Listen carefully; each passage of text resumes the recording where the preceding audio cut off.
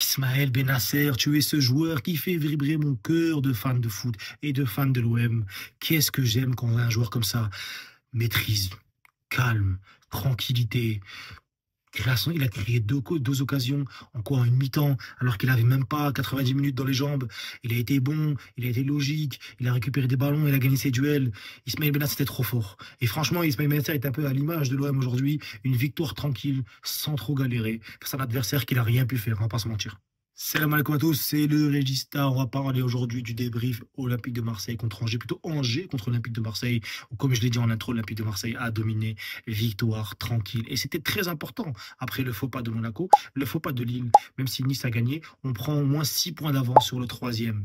Donc 6 points d'avance sur Nice et Monaco et 8 points d'avance sur Lille jusqu'au Classico face au PSG. Pour moi, c'est très important de rouler sur tout le monde. On va jouer Nantes, on va jouer Auxerre, on va jouer Saint-Étienne, on va jouer Lens. Pour moi, c'est des équipes avec tout le respect que j'ai pour Lens, c'est des équipes qu'on ne doit pas sous-estimer, c'est des équipes, mais c'est des équipes qu'on doit écraser. Et on doit de plus en plus maîtriser la philosophie de Zerbi, même si aujourd'hui Angers, c'était faible, on va pas se mentir, ils avaient l'air fatigués. On a vu une équipe qui a dominé, on a vu une équipe qui a maîtrisé son jeu, qui a maîtrisé son match, qui aurait pu même mener en première mi-temps avec deux belles actions, comme j'ai dit, créées par Benasser. Mais on a vu une équipe qui a su patienter, profiter des failles. Les changements ont apporté, notamment Mopé, et on va dire les changements de position aussi, comme Gouiri sur l'aile. Ils ont apporté beaucoup et ils ont permis de déstabiliser le bloc de danger, parce qu'on sait que De Zerbi aime en général attirer l'adversaire et exploiter les espaces. Aujourd'hui, on a vu que Marseille a su, encore une fois, de plus en plus on le voit, gérer les blocs bas, essayer de créer beaucoup de dédoublements, beaucoup de mouvements, faire bouger le bloc. Angers qui a joué en 4-4-2 étonnamment. Moi, je pensais qu'Angers allait jouer en 5-3-2. Logiquement, vu on va dire, la fatigue du match de Coupe de France et vu l'adversaire quand ils allaient jouer. Mais bon, 80% de possession au premier mi-temps, je crois 80% sur tout le match. Après, en tout cas, plus de 70. Une domination totale au niveau des passes, au niveau des occasions. Même si, même si, il faut le préciser, en deuxième mi-temps, il y a eu un gros net au niveau du rythme. Une augmentation au niveau du rythme. On a vu Marseille qui a commencé à se créer beaucoup d'occasions, je crois 12 tirs à 2 quand on compare les demi-temps, c'est abusé. On voit aussi beaucoup de rythme, on voit Marseille qui a essayé qui a un peu baissé le rythme. On a vu Angers qui a eu une occasion avec Le Paul, mais bon, ça n'a pas suffi. À part ça, il n'y a pas eu grand-chose. Si peut-être l'action de Rouly à la fin qui sauve encore une fois Rouly, qui permet de gagner le clean sheet, et c'est parfait, hein, tant mieux pour nous. Pour moi, c'est une victoire logique, totalement logique. Et on va parler maintenant des joueurs qui ont fait un gros match. En numéro 1, Benasser. Je l'ai déjà dit, numéro 8, très propre, calme, sans aucune pression. On voit que le mec, c'est un joueur du niveau mondial. Et comme je l'ai dit dans le dernier short que j'ai fait, c'est un joueur qui, s'il n'avait pas eu ses blessures, il ne jouerait pas à l'Olympique de Marseille. Il faut être honnête. Aujourd'hui, c'est un joueur qui, on voit qu'il a un top niveau, du même peut-être même de première ligue, bon de les récupérations, bon balle au pied. Techniquement, il m'a impressionné, alors que moi, je pensais qu'il allait être meilleur défensivement, mais il a été même très bon offensivement aujourd'hui. Il s'est créé des occasions faciles sur deux belles transversales de côté, une sur Manin, une sur Rabiot. Benacer, c'est le top niveau. Et Alhamdoulilah, il est l'Olympique de Marseille. Autre Algérien, encore une fois, Gouiri. Gouiri a pris une bonne rentrée contre Lyon. Aujourd'hui, c'est un très bon match. En tout cas, un bon match, notamment une très bonne deuxième mi-temps. Parce que la première mi-temps était un peu moyenne, en pointe tout seul. C'est pas le poste de Gouiri. On a vu qu'il essayait beaucoup de ressortir. Même ça dézonnait, ça créait un vide devant. C'est parce que Greenwood, je le trouve un peu fatigué aujourd'hui. Mais avec Rabiot, on a vu de belles choses avec Rabiot, avec Enrique, avec Benasser. Mais c'est dommage. C'est dommage qu'il ait raté ses premiers mi-temps. Mais on a vu surtout que lorsqu'il va sur l'aile, c'est trop fort. Lorsqu'il a la possibilité de repiquer et de remiser avec un numéro 9, parfois pivot, parfois pas, mais en tout cas avec un numéro 9 et de jouer en 1-2 et de surtout bien utiliser son pied droit, c'est fort, Gouiri. C'est fort. Et surtout, c'est un joueur qui est altruiste. Il n'hésite pas à donner la balle, on l'a vu sur l'action, il aurait pu finir, hein, mais il a vu que Mopé était bien placé. Il lui a remis.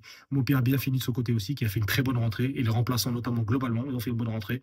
Et pour moi, enfin, ça répond à la problématique que j'avais, celle du banc. Est-ce qu'on avait un banc aussi fort que Monaco, que Lille? Ben, je pense qu'aujourd'hui, peut-être pas totalement, mais on a un effectif pour moi qui est beaucoup plus qualitatif. Moins ample, l'effectif moins fourni, mais plus qualitatif. Et j'ai hâte vraiment qu'on si on se qualifie, Inch'Allah, à la Ligue des Champions. Je pense que l'été, on va vraiment bien recruter et ça va être incroyable. Au niveau des flops, je dois le dire, c'est Merlin. Merlin, ça va pas. Depuis quelques matchs, ça va pas.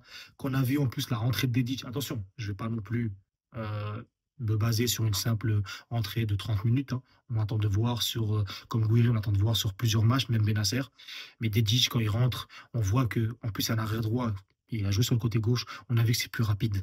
On a vu que c'est plus explosif. On a vu que c'est plus peut-être un mental un peu plus, on va dire, combatif, guerrier que qu'un Merlin. On voit que Merlin est en méforme, peut-être perte de confiance aussi. Il est trop peu impactant. Ses centres, c'est toujours les mêmes, toujours la même manière de centrer. C'est peu de créativité. Et encore, ce qui déçoit là-dedans, c'est qu'il a eu deux occasions de marquer.